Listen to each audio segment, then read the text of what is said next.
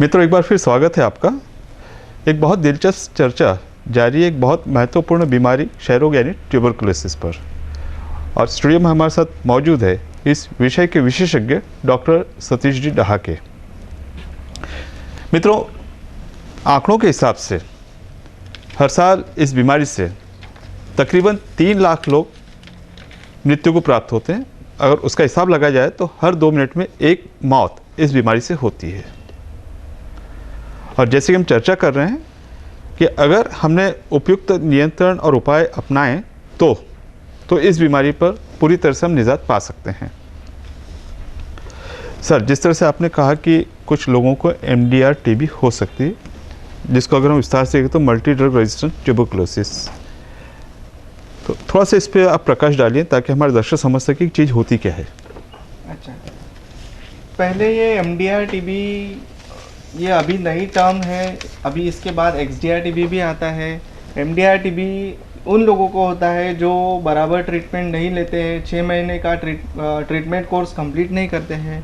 ऐसे लोगों में अगर फिर से दवाइयाँ दी जाती है तो वह रिस्पांस नहीं देती है और आइसोनाइज़ाइड और रिफैम्पिसिन नाम के दवाइयों को वह रेजिस्टेंट हो जाती है। उसे हम MDR TB कहते हैं। MDR TB का प्रमाण अभी बढ़ते जा रहा है, तो इससे काफ़ी फाइनेंशियल लॉस होता है। इंडिविजुअल लेवल, फैमिली लेवल और गवर्नमेंट लेवल पे भी इसके प्रॉब्लम्स होते हैं। इंडिविजुअल लेवल पे जैसे पेशेंट को 2 साल तक दवाइयाँ लेना पड़ता है और 2 साल तक दवाई लेनी पड़ती है और इसके काफ़ी सारे साइड इफ़ेक्ट्स पेशेंट को होते हैं।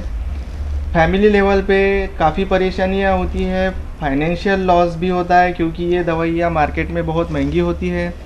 सोसाइटी में अगर यह पेशेंट खांसता है, छींकता है, तो उनकी वजह से TB जो जिनको हुआ है उनको भी MDR TB हो सकता है और उनको फिर से 2 साल की दवाइयाँ लेना पड़ सकती है। गवर्नमेंट में अभी यह दवाइयाँ उपलब्ध है। यह दवाइयाँ महंगी होने की वजह से गवर्नमेंट को भी काफ़ी फाइनेंशियल लॉस होता है। तो दर्शकों, जिस MDR TB की डॉक्टर डहाके जी चर्चा कर रहे हैं, हर तरह से हर स्तर पर यह नुकसानदायक है। जिस व्यक्ति को ये बीमारी होती है उसके इलाज के लिए आगे की जो रिजर्व ड्रग्स होती हैं, सेकंड लाइन जिसे कहते हैं, वे दवाइयाँ उपयोग में लानी होती है। तो जो शुरुआत का 6 महीने का ट्रीटमेंट तो बढ़कर 2 साल का हो गया है। जब इसका मुख्य कारण हुआ कि मरीज़ ने पहले 6 महीने दवाई नहीं लिया है तो 2 साल तक दवाई लेना काफ़ी मुश्किल होता है। और अगर ये सेकंड लाइन ट्रीटमेंट को भी अगर जंतु रेजिस्टेंट हो जाते हैं, उसका असर नहीं होता है, तो आप कल्पना कर सकते हैं कि स्थिति कितनी भयानक हो सकती है। अब ये जो मरीज जंतु हवा में फैलाएगा, अब ये जंतु होंगे, इनको साधारण दवाइयों का उपयोग असर नहीं होगा। जिस परिवार में रह रहा है, जिस परिसर में व्यक्ति रहता है या जिस समाज में व्यक्ति रहता है, उन सब लोगों को इस क्षय रोग के जंतु MDR TB का खतरा बना हुआ है। इस व्यक्ति ने जिस दूसरे व्यक्ति को इन्फेक्शन दिया है, बीमारी दी है, तो अब उस व्यक्ति को साधारण दवाइयों को काम नहीं पड़ेगा। उसे ये दूसरी लाइन की यानी महंगी दवाइयाँ, सेकंड लाइन की दवाइयों का, और जिसका ड्यूरेशन है, कालावधि लंबे समय तक रहेगी। दवाइयों के बारे में दिक्कत यह है कि ये दवाइयाँ काफ़ी महंगी है और शरीर पर इसके जो साइड इफ़ेक्ट्स हैं, दुष्परिणाम है, काफ़ी ज़्यादा हैं। तो ऐसे व्यक्ति को खुद के तौर पर प्राइवेट में दवाइयाँ, शायद ये उपचार महंगा सिद्ध हो सकता है। सरकार ने फिर से अपनी तरफ से कोशिश की है। इस रोग पर काबू के लिए अब सरकार ये दवाइयाँ मुहैया करा रही है। तो जब इतना महंगा उपचार है तो निश्चित तौर से सरकार को इसका बोझा सहन करना पड़ेगा। अब ये व्यक्ति अगर उत्पादक है, कामधाम वाला है, रोज़गार वाला, सर्विस वाला है, बीमार होकर घर पे बैठा है, तो अपनी रोजी रोटी से हाथ धो बैठा है, तो न खुद कमा रहा है, न परिवार को सपोर्ट कर पा रहा है। उल्टा परिवार को या सरकार को इसका बोझा उठाना पड़ रहा है। तो आप सोचिए, जब ये TB का प्रमाण बढ़ रहा है, इस तरह के TB का प्रमाण बढ़ रहा है, इस तरह के रोगी बढ़ रहे हैं, तो हमारी सोसाइटी पर और हमारी सरकार पर कितना आर्थिक बोझ पड़ रहा है। तो निश्चित तौर से एक बहुत ज़रूरी चीज़ है कि इन रोगियों ने इसका डायग्नोसिस होने के बाद में ट्रीटमेंट पूरी तरह से लेना चाहिए। और उपलब्ध आंकड़े बताते हैं कि जिस MDR नाम की भयानक TB की हम चर्चा कर रहे हैं, इसके सबसे ज़्यादा मरीज भारतवर्ष में हैं। तो सर, हम चर्चा के आखिरी मोड़ पर हैं। तो अगर किसी व्यक्ति को टीबी या क्षय रोग हुआ है, उसको और उसके परिवार वालों को आप क्या सलाह देना चाहेंगे?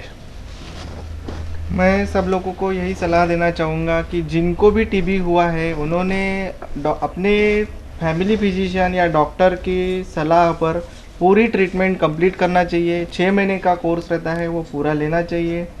बीच में अगर दवाई छोड़ देते हैं थोड़ा भी अच्छा लगने के बाद, तो उससे जो टीबी होने वाला है वो भयानक रूप से होने वाला है टीबी है, उससे एमडीआर टीबी भी हो सकता है।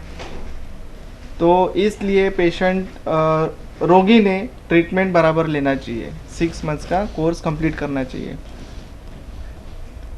और उन्होंने समाज में रहते वक्त, खांसते वक्त, छींकते वक्त उन्होंने अपने मुंह पर रुमाल रखना चाहिए, या फिर खांसते वक्त उन्होंने कोहनी का उपयोग करना चाहिए, जिससे ये जंतु हवा में न पसर सके और उसकी वजह से दूसरे लोगों को यह बीमारी न हो। बाकी फैमिली मेम्बर्स और सोसाइटी के लोगों को मैं यही सलाह देना चाहूँगा कि उन्होंने टीबी के रुग्णों को निगलेक्ट नहीं करना चाहिए, उन्होंने उनको मॉरल सपोर्ट देना चाहिए। दर्शकों, पुराने समय में ये हुआ करता था, अगर कोई व्यक्ति बहुत दुबला पतला हुआ करता था, उसे चढ़ाया जाता कि वो टीबी का मरीज़ है। हड्डी का ढांचा सा, नर कंकाल सा, दुबला पतला सा दिखता था। बदलते परिवेश में हमारे बगल में जो व्यक्ति बैठ के छींक रहा, खांस रहा है, तो बाहरी तौर से हम पता नहीं लगा सकते हैं उसको टीबी है या नहीं है।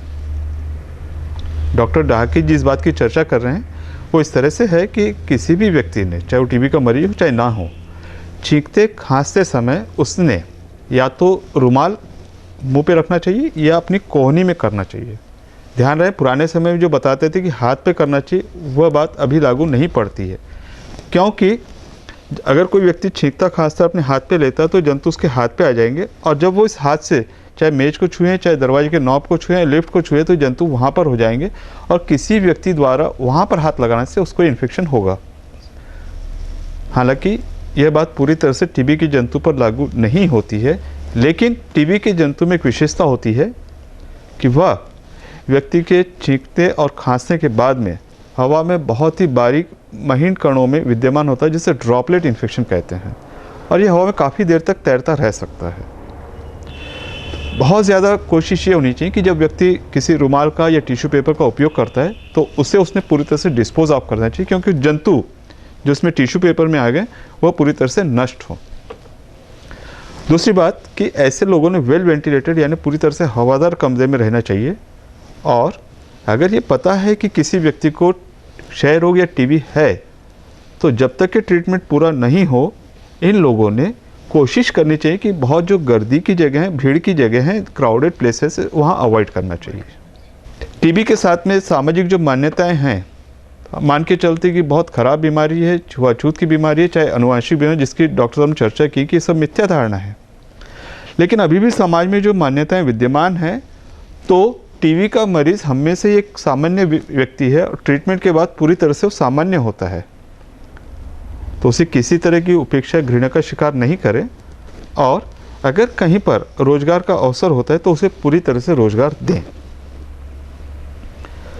एक ही बात पर जो शुरुआत से जोर दिया जा रहा है कि अगर किसी व्यक्ति को यह रोग हुआ है और किसी को भी यह रोग हो सकता है, तो पूरी तरह से डायग्नोसिस और निदान के बाद केवल एक ही शर्त है कि उस व्यक्ति ने यह ट्रीटमेंट पूरी तरह से लेनी चाहिए। ट्रीटमेंट के दरमियान अगर किसी तरह का साइड इफेक्ट, शरीर पर कोई दुष्परिणाम दिखता है तो अपने एक्सपर्ट से मिले, लेकिन कि ट्रीटमेंट लेने के 15 से 20 दिन के बाद में उसे अच्छा लगने लगा है, इस कारण उसने ट्रीटमेंट बंद कर दिया है, तो यह व्यक्ति के लिए भी, परिवार के लिए भी, समाज के लिए और देश के लिए निश्चित तौर से हानिकारक है। तो जिस तरह ढाके जी कर रहे हैं, तो एक बहुत नम्र अनुरोध हमारे सभी लोगों से, हमारे पूरे दर्शक वर्ग से है कि अगर किसी को टीबी का निदान होता है तो इसमें कोई शर्माने घबराने की बात नहीं है, इसके ऊपर पूरी तरह से उपचार संभव है। अगर व्यक्ति चाहे कि उसे प्राइवेट में इलाज कराएं तो करा सकता है, और अगर नहीं तो सरकार ने इसके लिए पूरी सुविधाएं उपलब्ध करा रखी हैं। सर, अब हम चर्चा के जिस हमारा ये कार्यक्रम है उस माध्यम से हमारा एक प्रयास होता है कि हमारे जो एक्सपर्ट होते हैं हम उनकी पर्सनैलिटी के या उनके जीवन से संबंधित कुछ जो गुण होते हैं वो हम दर्शकों के सामने प्रस्तुत करते हैं। ये उनके लिए एक इन्फॉर्मेशन है, सूचना का भी काम करते हैं और साथ में उनके लिए प्रेरणा का भी काम करते हैं। तो मैं जितना आपको जानता पहचानता हूँ, जितना आपका मित्र वर्ग है, फ्रेंड सर्कल है, काफ़ी बड़ा है। अक्सर ये माना जाता है कि डॉक्टर लोग काफ़ी शुष्क होते हैं, समाज से कटे होते हैं। तो ये आप में गुण है कि आप जितने लोगों से जुड़ते हैं, इसका आप क्या कारण मानते हैं? नहीं, मेरा यह मानना है कि सिर्फ डॉक्टर लोगों से फ्रेंडशिप करना ये बराबर नहीं है। समाज में अपन रहते हैं तो समाज में काफ़ी सारे अपने दोस्त लोग रह सकते हैं, उनसे अपन ने दिल खुलास बात करनी चाहिए, उनसे भी पॉजिटिव विचार शेयर करने चाहिए।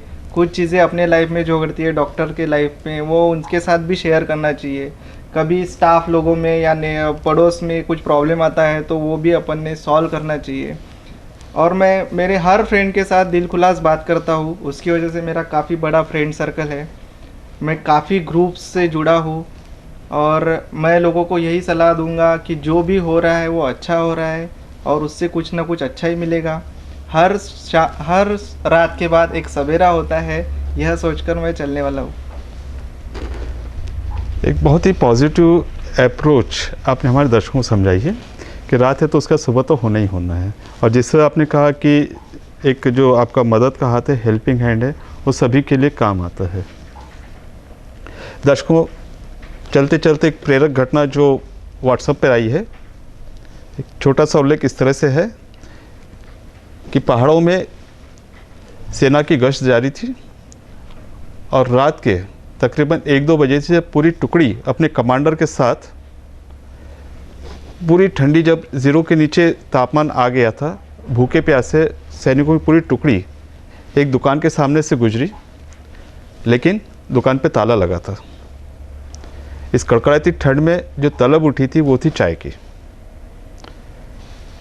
दुकान चाय की है लेकिन ताला है। कठिनाई है कि दुकान वाले भी वहाँ पर मौजूद नहीं है। तो विचार विमर्श हुआ तो सैनिकों ने आपस में कहा कि क्यों नहीं इस दुकान का ताला तोड़ दिया जाए। कुछ ने कहा कि नहीं, ये ठीक नहीं होगा। तो उन्होंने कहा कि हम भी तो देश के लिए इतना कर रहे हैं, दुकान अगर होता तो हम उससे पूछ के करते, पर अगर नहीं है और अगर अंदर में सामान मौजूद है तो अगर चाय बना के पी लिए तो शायद हमारे में जो ऊर्जा, एनर्जी आएगी, ये देश के काम आएगी।